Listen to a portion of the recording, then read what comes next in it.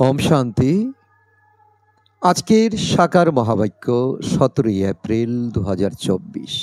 বাবা বলেছেন, মিষ্টি বাচ্চারা, এই ওয়ান্ডারফুল পার্ট অসীম জগতের বাবা এসে পড়াচ্ছেন। বাবা আর তার পড়াশোনার প্রতি কোনো সংশয় থাকা উচিত নয়। প্রথমে নিশ্চিত হতে হবে যে কে আমাদের পড়াচ্ছেন। আজকের প্রশ্ন, তোমরা বাচ্চারা নিরন্তর স্মরণের যাত্রায় থাকার জন্য কেন শ্রীমত পেয়েছ? কোন শ্রীমত পেয়েছ? উত্তর, কেননা শত্রুরূপে মায়া এখনও তোমাদের পিছনে পড়ে আছে, যে তোমাদের অধঃপতন ঘটিয়েছে। এখনও সে তোমাদের পিছু ছাড়বে না, সেজন্য অসাবধান হয়েও না। যদিও তোমরা সঙ্গম যুগে রয়েছ, কিন্তু আধা কল্প ধরে মায়ার বশীভূত ছিলে, সেজন্যই এত শীঘ্র মায়া ছাড়বে না। স্মরণ করা ভুলে যাওয়াতেই মায়া এসে বিকর্ম করিয়েছে, সেজন্যই সাবধান হতে হবে। আসরিক মতে চলা উচিত নয়। ওম শান্তি। এখন বাচ্চারাও আছে, বাবাও আছেন। বাবা অনেক বাচ্চাদের বলবেন, ওহে বাচ্চারা। সব বাচ্চারাও তারপর বলে উঠবে, ও বাবা। এখানে বাচ্চা অনেক। তোমরা এখন বুঝেছ, এই জ্ঞান আমরা আত্মাদের জন্যই। এক বাবার অসংখ্য বাচ্চা। বাচ্চারা জানে বাবা শিক্ষা প্রদান করতে এসেছেন। তিনি প্রথমে বাবা, তারপর শিক্ষক, তারপর সদ্গুরু। এখন বাবা তো বাবাই, যিনি পবিত্র হওয়ার জন্য স্মরণের যাত্রা শেখান। বাচ্চারা এও জানে এই পড়াশোনা হলো ওয়ান্ডারফুল। ড্রামার আদি মধ্য অন্তের রহস্য বাবা ছাড়া আর কেউ বলতে পারবে না। তাই তাকে অসীম জগতের পিতা বলা হয়। এই নিশ্চয় তো বাচ্চাদের মধ্যে বসতে হবে। এর মধ্যে সংশয়ের কোনো প্রশ্ন উঠতেই পারে না। অসীম জগতের এই পড়াশোনা অসীম জগতের বাবা ছাড়া আর কেউ পড়াতে পারবে না। আহ্বান করা হয়, বাবা এসো, আমাদের পবিত্র জগতে নিয়ে চলো। কেননা এ হলো পতিত জগৎ। পবিত্র জগতে নিয়ে যান একমাত্র বাবা। ওখানে অর্থাৎ সত্যযুগে তো বলবেই না বাবা এসো। পবিত্র জগতে নিয়ে চলো এ কথা কেউ বলবে না, কারণ তারা সকলে দেবতা। বাচ্চারা জানে আমাদের অর্থাৎ আত্মাদের পিতা হলেন উনি। তখনই দেহভাব ছিন্ন হয়ে যায়। আত্মা বলে উনি আমাদের বাবা। এখন এটা দৃঢ়তার সাথে নিশ্চয় হওয়া উচিত যে প্রকৃতপক্ষে বাবা ছাড়া এত নলেজ আর কেউ দিতে পারবে না। প্রথমে তো নিশ্চয় বুদ্ধি হওয়া প্রয়োজন। নিশ্চয়ও আত্মার বুদ্ধিতেই থাকে। আত্মাই এই জ্ঞান প্রাপ্ত করে। ইনি হলেন আমাদের বাবা। এই দৃঢ় বিশ্বাস বাচ্চাদের হওয়া উচিত। মুখে কিছু বলার প্রয়োজন নেই। আমরা আত্মারা এক শরীর ছেড়ে অন্য শরীর ধারণ করি। আত্মার মধ্যেই সংস্কার নিহিত রয়েছে।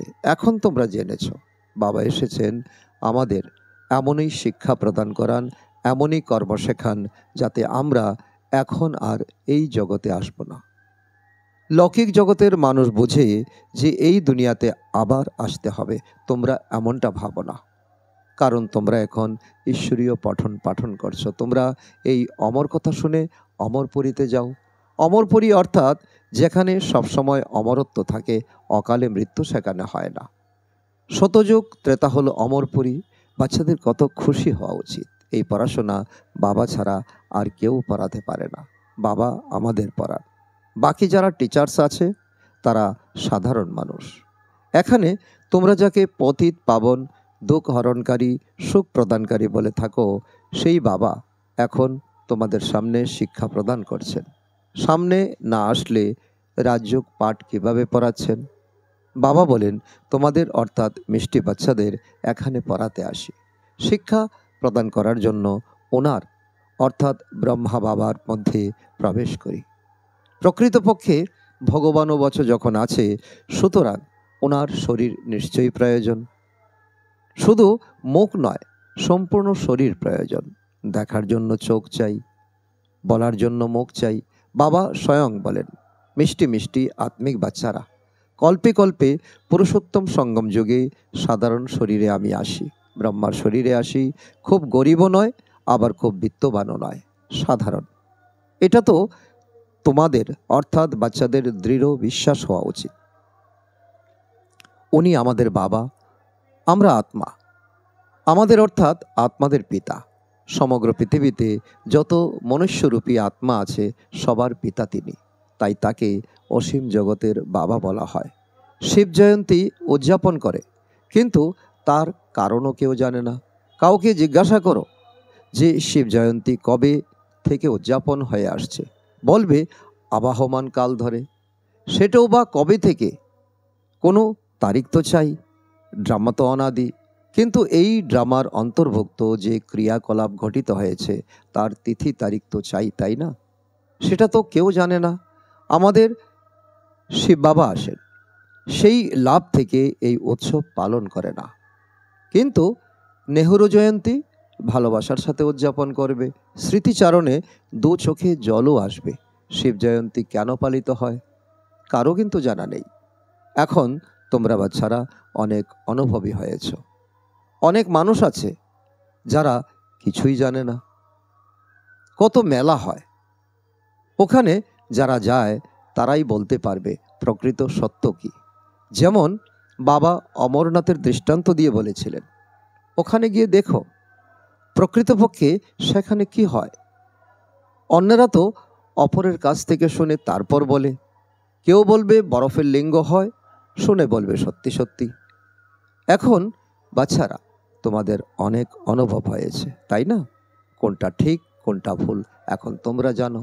এখনো পর্যন্ত যা কিছু শুনেছ পড়েছ সবই ভুল, কারণ এ হলো ভক্তি মার্গের বিস্তার। গাও হয়ে থাকে না, এ হলো মিথ্যা খণ্ড। শতযুগ আসলে প্রকৃত খণ্ড। শতযুগ ত্রেতা দাপর অতীত হয়ে গেছে, এখন কলিযুগ চলছে। এটাও খুব কম সংখ্যকই জানে। কেউ কেউ বলে কলিযুগের এখন আরও 40,000 বছর বাকি আছে। তোমাদের বুদ্ধিতে সব ধারণা চলে। বাবার মধ্যে সম্পূর্ণ নলেজ আছে, ওনাকে বলা হয় জ্ঞানের সাগর। ওনার কাছে যে নলেজ আছে তা উনি এই শরীরের অর্থাৎ ব্রহ্মা বাবার শরীরের দ্বারা আমাদেরকে নিজের সমান করে তুলছেন। যেমন টিচারও সমতুল্য করে তোলেন, সুতরাং অসীম জগতের বাবাও চেষ্টা করে নিজের সমান করে তোলেন। লৌকিক বাবা সমতুল্য করে তোলেন না। তোমরা অসীম জগতের বাবার কাছে এসেছ, এখন তোমরা স্টুডেন্ট হয়ে বসেছ পড়াশোনা করতে। উনি জানেন আমাকে বাচ্চাদের আমার মতো করে তুলতে হবে। যেমন টিচার নিজের মতো করে তোলেন, সেটাও নম্বর অনুসারে হবে। এই বাবা বলে থাকেন নম্বর অনুসারে হবে। আমি যে পড়াশোনা করিয়ে থাকি সেটা হলো অবিনাশী। যে যত পড়বে তা কিন্তু কখনো ব্যর্থ যাবে না। এরপর কোনো সময় দেখবে তারা এসে বলবে আমি 4 বছর আগে 8 বছর আগে কারো একজনের কাছ থেকে এই জ্ঞান শুনেছিলাম, এখন আবার এসেছি, এখন আবার জ্ঞান শুনব, এখন আবার পড়াশোনা করব। তখন কেউ কেউ ভীষণভাবে এর সাথে জড়িয়ে পড়বে। পতঙ্গ তো থাকবেই অগ্নিতে ঝাঁপিয়ে পড়ার জন্য। কেউ কেউ বা অগ্নির চারিদিকে ঘুরে ফিরে চলে যায়। শুরুতে অনেক পতঙ্গ অগ্নির প্রতি আকৃষ্ট হয়েছিল। ড্রামার প্ল্যান অনুসারে ভাট্টি তৈরি হওয়ারই ছিল। কল্প ধরেই এমনটা হয়ে আসছে। যা কিছু অতীতে হয়েছে কল্প পূর্বেও এমনই হয়েছিল, আবারও তাই হবে। এটাই দৃঢ় নিশ্চয় রাখো যে আমরা আত্মা, বাবা আমাদের পড়াচ্ছে। এই নিশ্চয়ে অটুট থাকো, ভুলে যেও না। এমন কোনো মানুষ হবে না যে বাবাকে বাবা বলে স্বীকার করবে না। যদি বাবার সাথে বিচ্ছেদ ঘটিয়ে চলেও যাবে, তবু এইটুকু বুঝতে পারবে যে আমি বাবাকে ছেড়ে এসেছি। ইনি অসীম জগতের বাবা, ওনাকে আমরা কখনোই ছেড়ে যাব না, শেষ পর্যন্ত সাথে থাকব। এই বাবা তো সবার সদ্গতি প্রদাতা। 5,000 বছর পর আসেন বাবা। এটাও তোমরা বুঝেছ, শতযুগে অল্প সংখ্যক মানুষ বাস করে, মাত্র 9 লাখের বাসস্থান হবে। তাও যমুনার কণ্ঠে গ্রাম হবে, রাজ্য হবে, বাকি সমস্ত আত্মারা শান্তিধামে থাকবে। এই নলেজও বাবাই তোমাদের শোনান, আর কেউ শোনাতে পারেন না। কারো কাছে এই জ্ঞান নেই, কারো বুদ্ধিতেই ধারণ হবে না। তোমাদের অর্থাৎ আত্মাদের পিতা তিনি পরমাত্মা, তিনি চৈতন্য বীজরূপ। কোন নলেজ দেবেন? সৃষ্টিরূপী বৃক্ষের আদি মধ্য অন্তের জ্ঞান প্রদান করেন রচয়িতা, নিশ্চয়ই রচনার নলেজই দেবেন। তোমরাও কি জানতে সত্যযুগ কবে ছিল, তারপর কোথায় গেছে? এখন তোমরা সামনে বসে আছো, বাবা কথা বলছেন, তোমরা অমর কথা শুনছ। তোমরা পাক্কা নিশ্চয় করে থাকো যে ইনি আমাদের অর্থাৎ সমস্ত আত্মাদের বাবা, আমাদের শিক্ষা প্রদান করছেন। ইনি কোনো শরীরধারী শিক্ষক নন। এই শরীরে অর্থাৎ ব্রহ্মা বাবার শরীরে শিক্ষা প্রদানকারী নিরাকার সে বাবা বিরাজমান। উনি নিরাকার হয়েও জ্ঞানের সাগর। মানুষ তো বলে ওনার কোনো আকার নেই, মহিমা করে গীত গেয়ে থাকে জ্ঞানের সাগর, শোকের সাগর, দয়ার সাগর, আনন্দের সাগর, কিন্তু কিছুই বোঝে না। ড্রামা অনুসারে অনেক দূরে চলে গেছে, বাবাই কাছে টেনে আনেন। এটা তো 5,000 বছরের কথা। তোমরা বুঝেছ, প্রতি 5,000 বছর পরে বাবা আমাদের শিক্ষা প্রদান করতে আসেন। এই নলেজ আর কারো কাছে পাবে না, কারো কাছ থেকেই পাওয়া যাবে না। এই নলেজ হলো নতুন সৃষ্টির জন্য। কোনো মানুষ এই নলেজ দিতে পারবে না, সাধু সন্ত বিদ্বান পণ্ডিত যে হোক না কেন, কেননা ওরা তমপ্রধান হয়ে গেছে। ওরা কাউকে শতপ্রধান করে তুলতেই পারবে না, ওরা তো তমপ্রধান হয়েই চলেছে। তোমরা এখন জেনেছ, বাবা আমাদের ওনার মধ্যে প্রবেশ করে বলছেন, বাচ্চারা গাফিলতি করো না, সময় অত্যন্ত কম। শত্রু এখনও তোমাদের পিছনে রয়েছে, অর্থাৎ মায়া, যে তোমাদের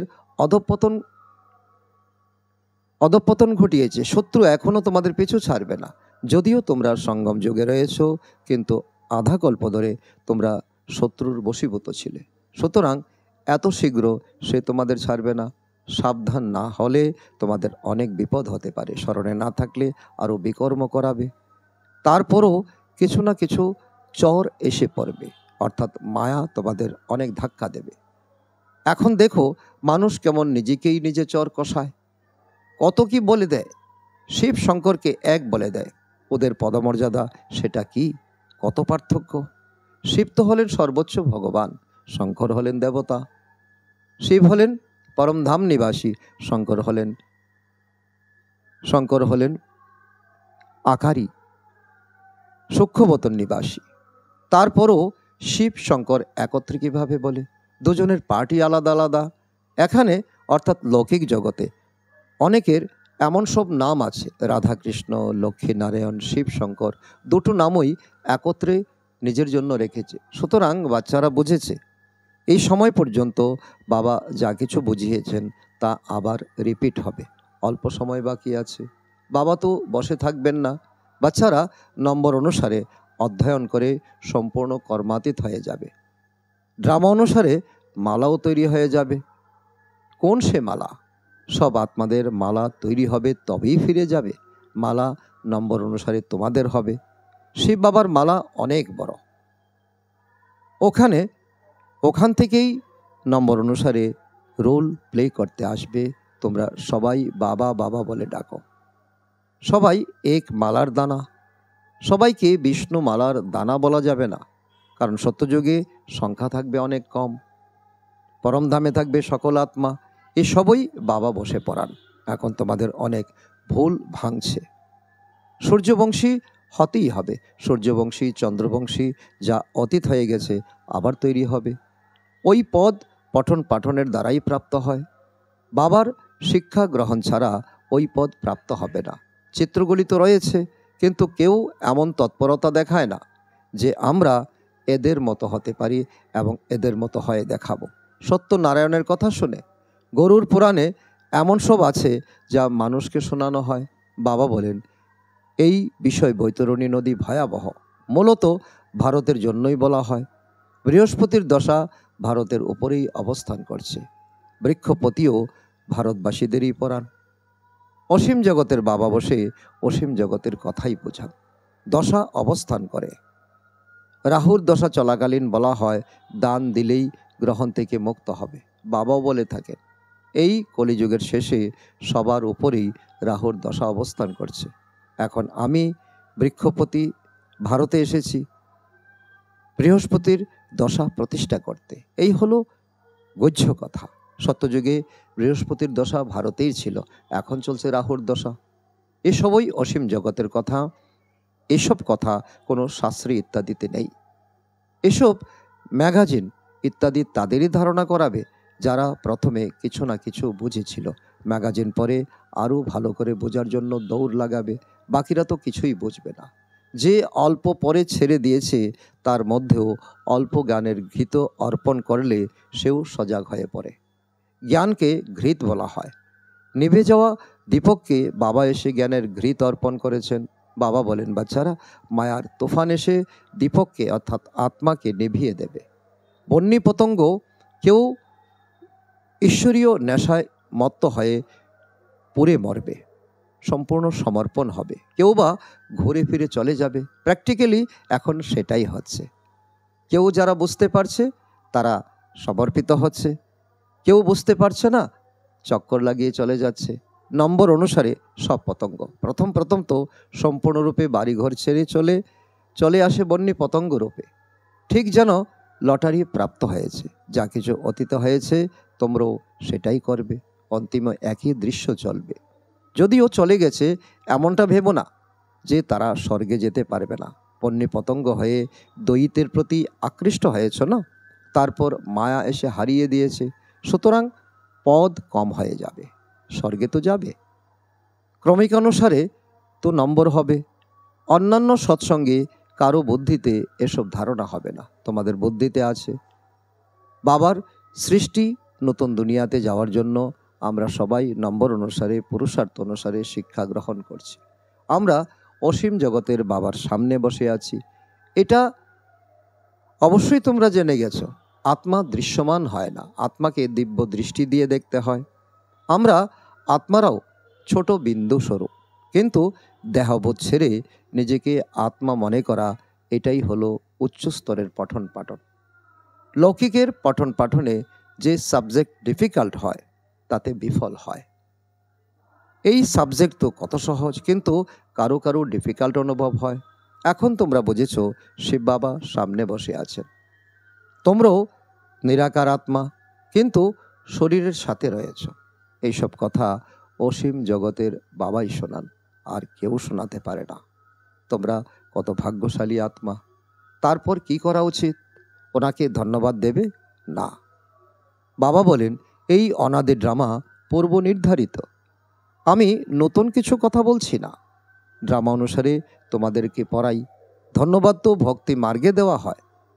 শিক্ষক বলবে, স্টুডেন্ট ভালো করে পড়লে আমার সুখ্যাতি হবে। এখানে বাবাও টিচার রূপে আমাদেরকে পড়াচ্ছেন। স্টুডেন্টকে ধন্যবাদ জানানো হয়, যে ভালোভাবে পড়ান আর যে পড়ে তাকে ধন্যবাদ দেওয়া হয়। স্টুডেন্টও তারপর টিচারকে ধন্যবাদ জানায়। বাবা বলেন, মিষ্টি বাচ্চারা বেঁচে থাকো, এইভাবেই সার্ভিস করো। কল্প পূর্বেও করেছিলে, এখনও করছো, আগামী কল্পেও করবে। আচ্ছা, মিষ্টি মিষ্টি হারানিধি বাচ্চাদের প্রতি মাতা পিতা বাপদাদার স্মরণের স্নেহ সুমন আর সুপ্রভাত। আত্মাদের পিতা তার আত্মারূপী বাচ্চাদের জানাচ্ছেন নমস্কার। আমরা আত্মারূপী সন্তানরা আমাদের মাতা পিতা বাপদাদাকে জানাই স্মরণের স্নেহ সুমন এবং সুপ্রভাত। ধারণার জন্য মুখ্য সার 1 নম্বর, সর্বদা এই নেশা অর্থাৎ ঈশ্বরীয় নেশা আর নিশ্চয় যেন থাকে যে আমাদের শিক্ষা প্রদানকারী কোনো শরীরধারী শিক্ষক নন। স্বয়ং জ্ঞানের সাগর নিরাকার শিব বাবা শিক্ষক রূপে আমাদের পড়াচ্ছেন। এই পঠন পাঠনের মাধ্যমেই আমাদের শতপ্রদান হতে হবে। নাম্বার 2, আত্মারূপী দীপকে প্রতিদিন জ্ঞানের ঘৃত অর্পণ করতে হবে। জ্ঞান ঘৃতের দ্বারা এমনই প্রজ্বলিত করে তুলতে হবে যাতে মায়ার কোনো তুফান নাড়াতে না পারে। সম্পূর্ণ বন্যী পতঙ্গ হয়ে সমর্পিত হতে হবে। আজকের বরদান, সদা এক বাবার স্নেহে সমাহিত হওয়া, সহযোগী বা সহযোগী আত্মা ভাব। যে বাচ্চাদের বাবার প্রতি অতি স্নেহ আছে, সেই স্নেহী আত্মারা সদা বাবার শ্রেষ্ঠ কার্যে সহযোগী হবে, আর যে যত সহযোগী ততই সহযোগী হয়ে যাবে। বাবার স্নেহে সমাহিত হয় সমাহিত হওয়া সহযোগী আত্মা কখনো মায়ার সহযোগী হতে পারে না। তার প্রত্যেক সংকল্পে বাবা আর সেবা থাকে।